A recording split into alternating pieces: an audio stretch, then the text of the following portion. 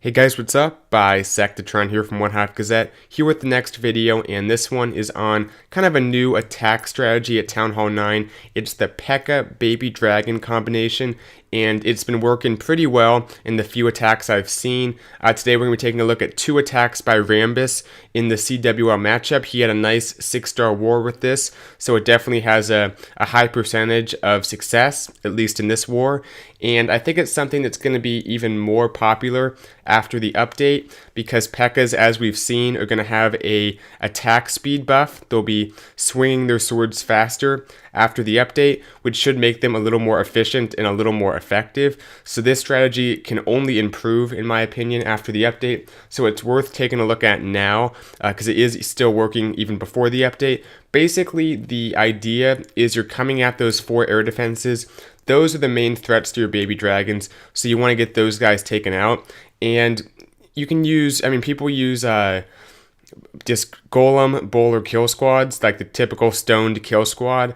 People use Valks. We've seen both of those be used as the kill squad along with the baby dragons. It's the same concept, but I think the reason this can work better is the P.E.K.K.As and the healers combined are very powerful. P.E.K.K.As have a ton of hit points, they do a ton of damage, and the difference between them and Valks and stuff is that the healers are going to keep those P.E.K.K.As up, because even if the P.E.K.K.As go down, I've said this before, they have such a high amount of hit points that they can afford to take a lot of damage, but as long as the healers are nearby and they're under rage, they can get those P.E.K.K.As back up, so your troops won't die. If you have giants, for example, once they take their 1,000 HP worth of damage, they're done. You can't heal a dead giant. But the P.E.K.K.As have enough hit points that they can afford to go low, then the healers can bring them back up at points in the attack when they're not taking much damage. So that being said, let's take a look at a few attacks here and talk about why this P.E.K.K.A healer kill squad is a very good complement to the baby dragons on the back end. So starting off with this attack here on base 16, a very high level base, pretty much everything maxed out for Town Hall 9. This guy put a lot of his air traps on the outside of the base. Saw 2 baby dragons go down already, and I think one of those healers as well. So for whatever reason, this guy had all his seeking air mines, it looks like, on that one side of the base. Drops down the king. Gotta be careful. The king can walk. He's been known to do that, and he will on this attack. But the bowlers are going in, the queen's going in, so that's good at least. The P.E.K.K.As do have to deal with the skelly traps a little bit, but for the most part, they can still move pretty quickly, especially with the bowlers and the queen, which are a little bit more nimble behind them.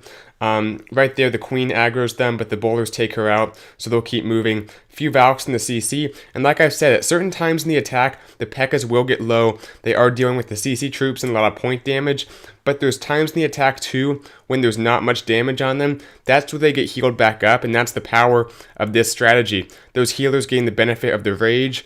The king goes down at the bottom there, but that's how you want to do it. Same principle for any attack that uses P.E.K.K.As and healers. You drop down the rage on the main ground troops as they're moving through, and then the healers will naturally step up into the rage as the troops progress through the base. So you don't have to worry about including all your troops in the rage spell right when you drop it, because as things move along, the healers will get the benefit of the rage, and the rage does last long enough that you don't have to worry about it running out. The healers will still get their share of it. So anyway, things kind of went off to the side, but they'll make their way around, and that's part of the power of the strategy, is that not everything has to go as planned, but he got the important stuff. The 4 air defenses taken out, and from there, the P.E.K.K.As, you can see, are pretty much at full health.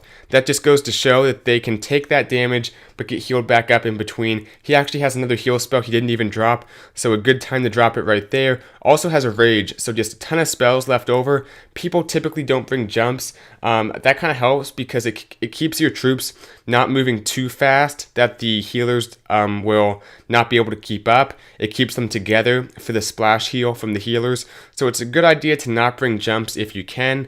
And it allows you to bring rages and heals and stuff like that. So awesome attack to Rambus. Let's take a look at one more. His other attack from this war, number 24, I believe. This was a little smoother. I think the base might have been a tiny bit better for it. But the 4 air defenses, you wouldn't typically think, okay, you can use baby dragons in this attack, but it works out pretty well here.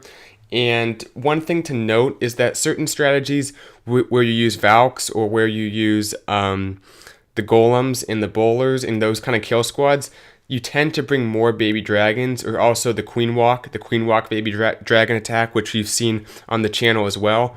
Those other strategies tend to bring more baby dragons, but when you're using this, you typically only bring like 6 to 8, so it's less of an investment and there's less risk that, hey, an air defense won't go down, because if you have like 10 baby dragons, that's a lot of investment, and if one air defense is still up, that can really wreak some havoc on your attack. But by doing this, he's investing, quite a bit of troop space and spells into that kill squad, so he's ensuring that the baby dragons aren't going to get screwed by one air defense. Anyway, though, the troops moving their way forward, like I said, drops those rages out in front, so the troops get it, then the healers step up into it, although right here most of the healers have gone down. But even if the healers go down to those air defenses, they've already kept those troops at pretty much full health halfway through the base, so there's enough DPS, enough hit points left over.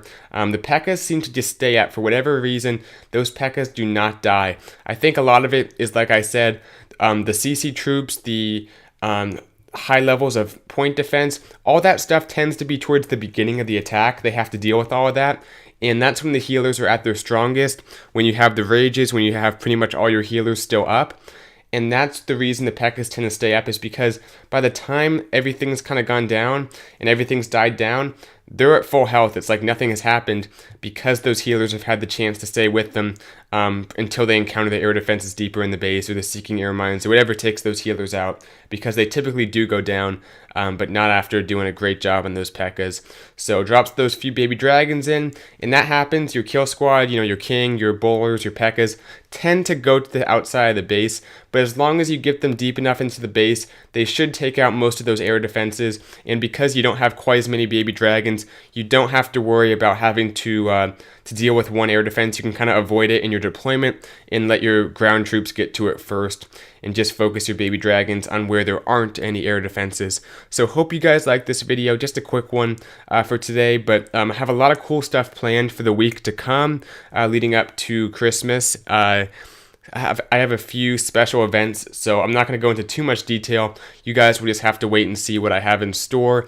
Also, I should try to catch some live action tomorrow, possibly the end of this CWL war, because it should be a good ending. But that'll do it for this video. Hope you guys liked it. Let me know what you think in the comments. I'll be sure to check that out, and I'll see you guys in the next video. Bye, Sectatron out.